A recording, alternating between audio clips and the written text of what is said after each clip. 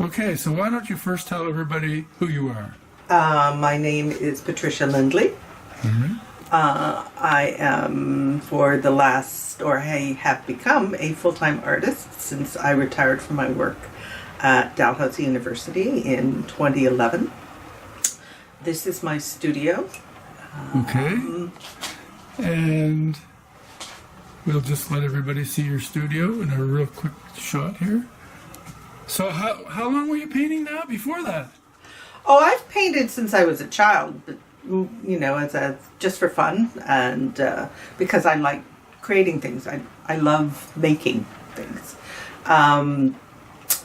My earlier art was more along the lines of technical illustration because my most of my formal training is in science. I had a couple of degrees in biology. Okay. And then after that, I attended NASCAD for a year in their design program when I graduated from Dal with my MSc, because I was thinking of pursuing a career in technical illustration. But then for one reason or another, that kind of got shelved, and I actually went into science working at the Bedford Institute of Oceanography for 6 years. So when you started painting after you retired, Mm-hmm. Why did you decide on pastel? Oh, that really arose out of a course I took at NASCAD, which was about color. And one of the projects we had to do was to recreate, copy a work of a master in the medium that the master used. Right. And I love Degas. I loved the work of Degas. So I found a painting in a book. I went and got my little 24 set of pastels from Desserts and thought, I can do this. I can be Degas with my little 24 set. I think your little pastel 24 set has grown. It has, just a tad. But at any rate, I had, and it's serendipity. I actually did a reasonably good job, and I fell in love with the medium because it's pure pigment. It's very direct. It has its challenges like every medium, but I just love working with it. Okay. So I got hooked. So what are all these other things up here? What are all these things? Oh, some of those are bibs and bobs that I have collected. I also am a confirmed beachcomber. So, and those are just the little boxes, empty boxes, because what you do when you buy the pastels is you buy a small set, which may be a different hardness or a different set of colors, because one of the challenges with pastel is that you cannot mix a color on a palette like you can with paint. Right. So you create colors by layering, but you're always looking for that one slightly grayer green or more purple blue that you don't have. So you end up buying more and more. The other variance in pastels, which is part of the technical challenge, is hardness. Yes. You work on a textured surface, usually pre-prepared, although you can make your own. And the softness of the pastel will determine how much of that tooth or the roughness in the surface you fill up. So you usually start with a hard pastel, which will lay down a bit of color, excuse me, but it won't fill the tooth completely. Okay. So then you can go back in and apply other layers, and you get lovely variants of tone, and your colors are more interesting when you have a number of layers than to create the final color. And your eye, as the viewer, does the blending. So that's how you generate colors that you don't find. You'd think you have everything here, but the human eye sees millions of colors, and so you can detect as a viewer a very subtle difference. So, show us some of the things you've painted. Oh, well. Would you call it painting? Yes, Degas called it painting. It was good enough for him. It's good enough for me. Well, it's good enough for me. Yeah, it is. But you're right. A lot of people, because it's a dry medium and you don't use a brush, people tend to think of it as drawing. But drawing has although I shouldn't say this because you can see some absolutely stunningly finished drawings. But most people think of drawing as a step towards painting. Okay, It's your okay. original sketch or whatever. And you can certainly do that with pastels, but you can also take it to a much higher level of finish. And you know, at that point, they really stand on their own as painting. So I call it painting. So I'm not alone. So what's here? Oh, this is a piece that I'm doing. I love, as you saw from my little collection on the shelf there. I have many more. I like seashells. I like collecting things off the beach. And as you can see, my style is representational.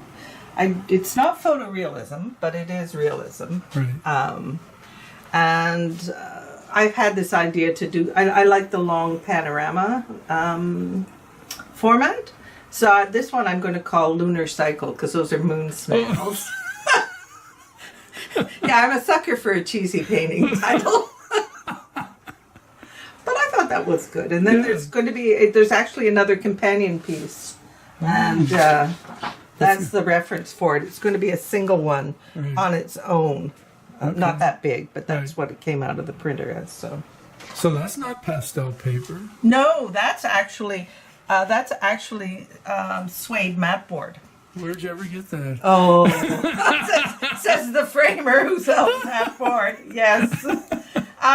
Any surface that has tooth or a texture will accept pastel. Although, and I'll move over here. So I'm getting ready to do some large works for a show in a couple of years. It's a long way off, but there's a lot of prep work you have to do. So what I've been doing is painting. This is just a white surface that I put gesso on, and then I've been experimenting with putting various amounts of textured medium. You can buy all kinds of fiber gel and it's all acrylic medium. It's made mostly for acrylic painting. But what I found, I have a couple of these sheets, is that if the texture is too coarse, the pastel just falls off because what holds the pastel on the surface are the tiny little variations in the surface. So if your variations are big, the pastel it's a dry powder, it just falls out. Okay. So anyway, that's what you kind of do when you're going to get ready to do something you haven't done before, is you have to do some experimenting, or else you can, spend a lot of money on materials that don't actually work for you. So there was a period where I was trying to conceive of how I could use texture in the work, and then I figured, well, how am I going to make the texture? So I'm still at that point. I'm not sure how big a role it will play in these paintings, but at least I'll know what I can and I can't do, which is, there's a lot of technical behind the scenes stuff to painting that I don't think a lot of people who don't paint don't really understand. So what's your favorite subjects? I primarily do landscape, although you can see from that last piece that I do still life as well. I'm not drawn to portraiture. I think people who are portrait artists are a special breed. Very respectfully, I think they're a special breed because I have done a couple. And that's where I learned that that's not where I really want to go. Because with a portrait, if it is a tiny, minuscule, subtle change will throw the entire image off. It's a real art or skill to capture a likeness. And no matter how good your technique with, handling the paint or whatever, if you haven't got the likeness, a portrait just doesn't work. Show us some of your landscapes. So this is a study that I have done for what might be a very large work. Part of that experimenting I was talking about before was leading up to doing some large pieces. based on time and images, time I spent in the Arctic, and images that I collected when I was there. When I worked at Bedford Institute of Oceanography, I spent a lot of time on their ships, doing samples, and I went through a large portion of the Eastern Arctic, Canadian Eastern, and it is absolutely stunningly beautiful up there. So I have this collection of slides, which I digitized, and I also had a collection of slides from my father, who was an architect who worked in your blood. Yeah, I guess, but yeah, he was an amateur painter as well, but he went up north as part of his work with Northern Affairs, and which is what it was called then. Anyway, so I have this imagery, and I've always wanted to do a body of work based on it. So this is a study, basically to work out the composition and the colors, and I'm thinking it would be suitable for a very large. When you say very large, what's that mean? Oh, 4 foot by 6 foot. Maybe not. Maybe 40 by 60. You're ambitious. Well, that's just it. And it really is ambition, because not only do you have to get a surface that will accept pastel or create one, which I think is the way I'm going to go, but then you have to frame it. Yeah, that's the best part. Yes. So framing, I have been going around the block looking for material, and then when you get into that size, weight becomes an issue. So you can either go, you have to try and minimize the weight on all components. You've got the painting, you've got the backing, you've got the frame, you've got the covering, the glazing. And I looked into acrylic glazing, and it was insanely expensive. So that means I have to really go lightweight on the surface of the painting, because I'm going to have to use glass. So show us some more. Alrighty, well, I'm going to take you down to my gallery. Yes, and you'll see a whole range of things. Oh, wonderful.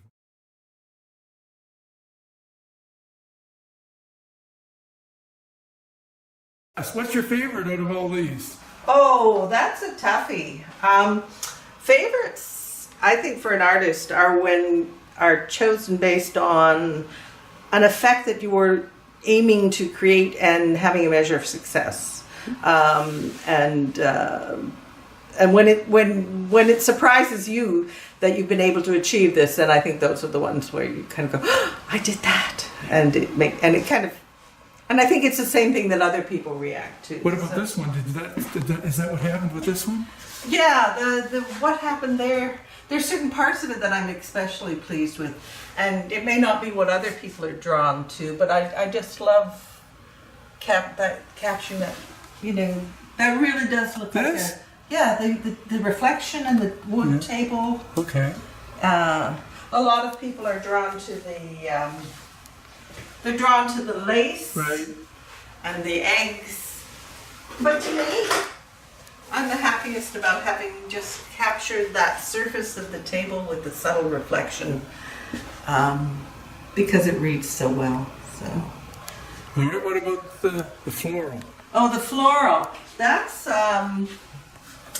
is a larger piece based on a small study I did, and it was one where I took my time.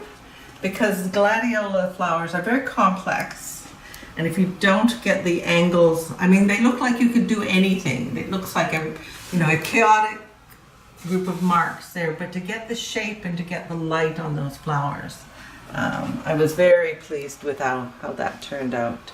And similarly with the one below as well, to get the kind of translucence of that of those petals in that still life.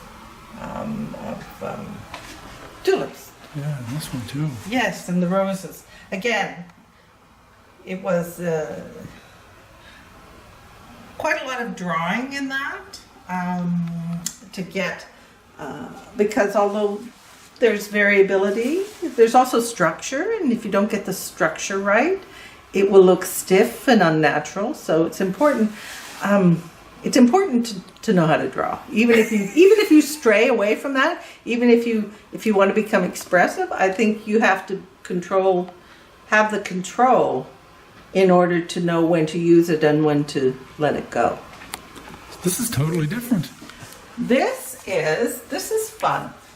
When I was at NASCAD, I did a course in printmaking, and this was started as a reduction print, where I won't get into that because it can be very confusing, and I probably won't get it right. But basically, you print, and as you print a color, you carve away the area that you've just printed, and at the end of the day, the plate has nothing left on it, but you've got a print made of multiple colors. And I didn't like the result, so I went in. This is what you would call mixed media. Oh, is it? Yeah, it's mixed media. It's not pastel? It is pastel on top of the relief print. Okay. That I wasn't happy with. In fact, I can show you the original relief print because I've got it over there. Let's have a look.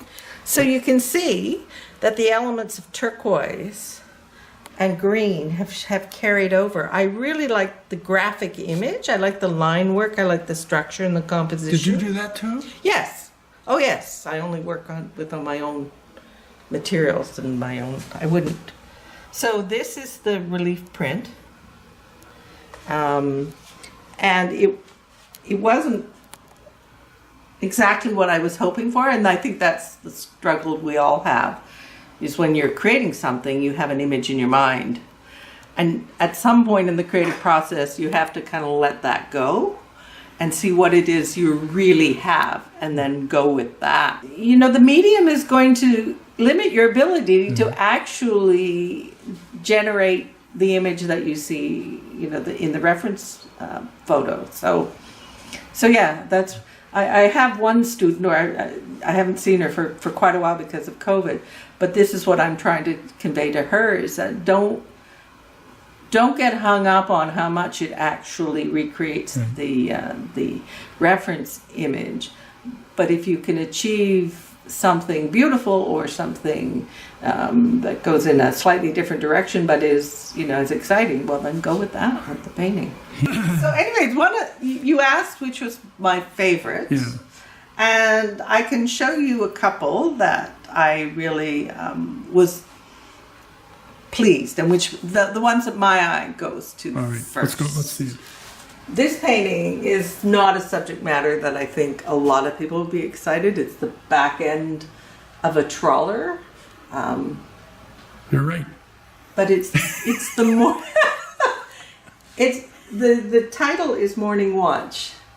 And what I was trying to achieve there was the effect of early morning sun on all those different textures, the wood, the rusty metal, the hull of the boat. You certainly captured it. Yeah, and so when I look at that, I love that painting, you know. So is it for sale? It's all for sale. It's all for sale.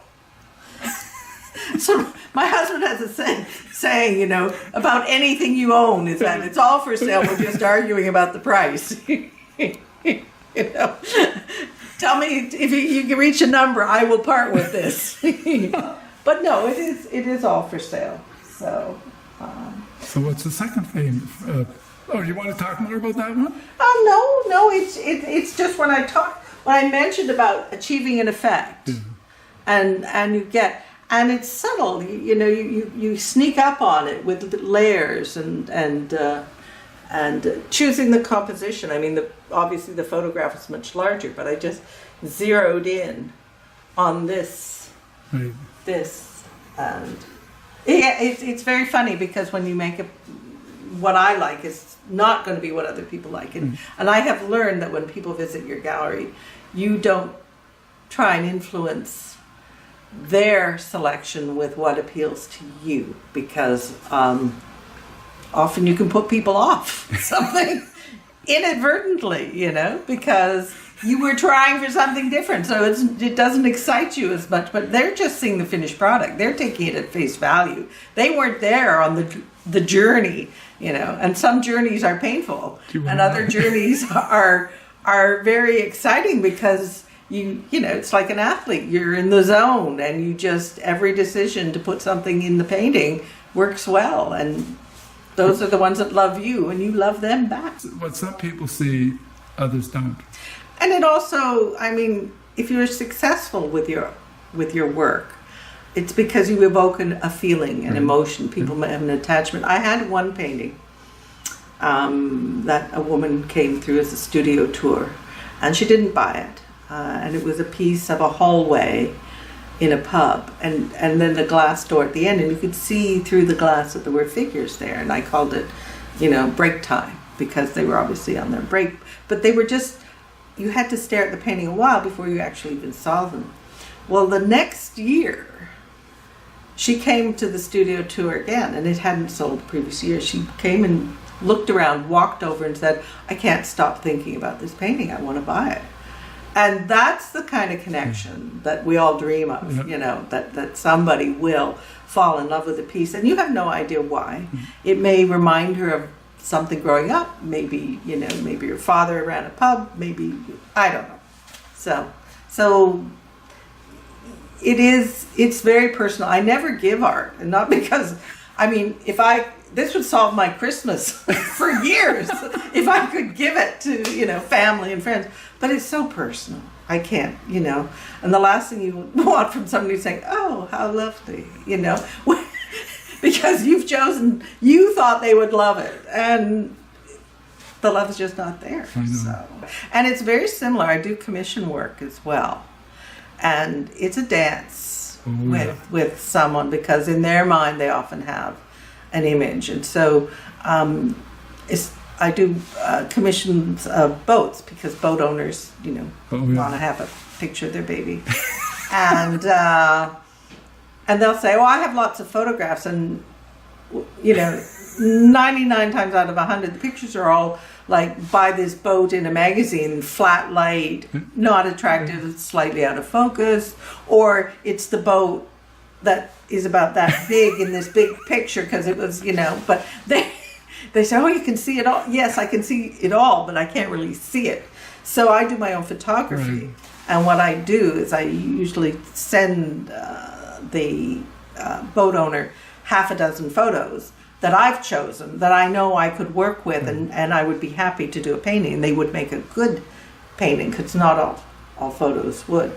And then I let them sort of react to it. And if they're happy with any, then I go with the one I like. Because if you're just doing this as a chore, it shows. The work just, it never quite gets that sparkle, because you just don't, you have to focus so intensely on the work when you're doing it. And if you don't have that focus, you're not going to bring out the best in the image. So tell us about this boat. A few years ago, there was a wooden schooner event at the St. Margaret's Sailing Club, and this whole fleet of schooners came in the bay. It was a gorgeous event. And anyways, this is one of them, and it's actually called Wawaloon, which is the name of the painting, because I found out what the name of the boat was. And during the event, they were all tied up at the wharves. So I went over in the evening, and I went over in the early morning to get the low light, because it has a lovely effect. It's warm, and you get these beautiful shadows which really show form, and you get lovely reflections. So this is late evening, because that's the sunset over there. And it's as much about the reflections as the boat. So you were happy with it? Yeah, I was happy with it. There was another companion piece that I sold this summer of another boat. And I have 12,000 photographs.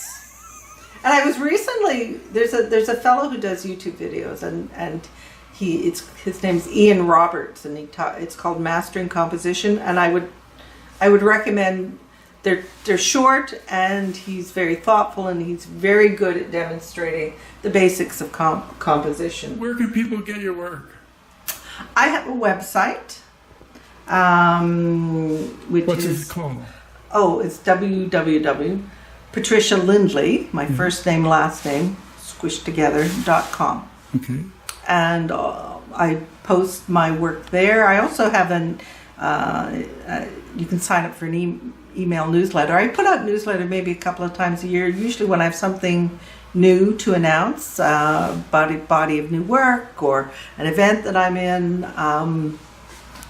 So I don't pester people with emails, but all my work is there and all the prices are there. Or you can come by this gallery anytime. Just phone ahead to make sure I'm here. But I leave this hung all year round. I don't take it down. It's not seasonal, let's put it that way. Is your phone number on your website? Should be. Okay. Do you want me to give it now? If you want to give it out. Some people don't want to give it out. Well, how about my email address? Yes, that's better. Yeah, email address, which is very much like my website, but it's Patricia, Patriciad, which is my middle initial, Lindley, Lindley, all one word, at gmail.com. Okay. So if you're ever interested to come and see my work or come and visit the studio. I'm home a lot. I'm retired now, so this is what I do. I paint. Any other places you can find it? I have some pieces in the Tykert Gallery, which is the art sales and rental, part of the Nova Scotia Art Gallery downtown. 12 Acre Hill, that gallery, Phil's been on a little hiatus, but I think he'll be back up and running. And Comfort and Joy down in down in Lunenburg. I have some work down there. I also do some cards and some prints, but you have to be careful because you can make a lot of prints and they can sit in a pile in the corner if you aren't good at marketing. So so you have to be a little careful. But all right. So, any final words? No. I'm very excited because I'm going to Albuquerque in the spring. I'm going to a pastel convention, the International Association of Pastel Societies. Every 2 years they have a convention at Albuquerque, and I've signed up, and I spent 2 hours on the phone yesterday getting a hotel room. So now, big trip coming up in the spring. So, being anxious to see what you do. Yeah, it's really a place. It's like joining your tribe. All these are other pastel artists. Yeah, I've also just finished jurying a pastel artist show, that was a new experience, and that was fun. So that the Pastel Artists of Canada, I was one of their jurors for their online show for December. So that'll be coming out. That's going to be. I'm not in that show. But it's fun to expand your wings as you progress. Okay. So, well, thanks for doing this. Oh, well, thank you. All right. See you later. Yep. Bye.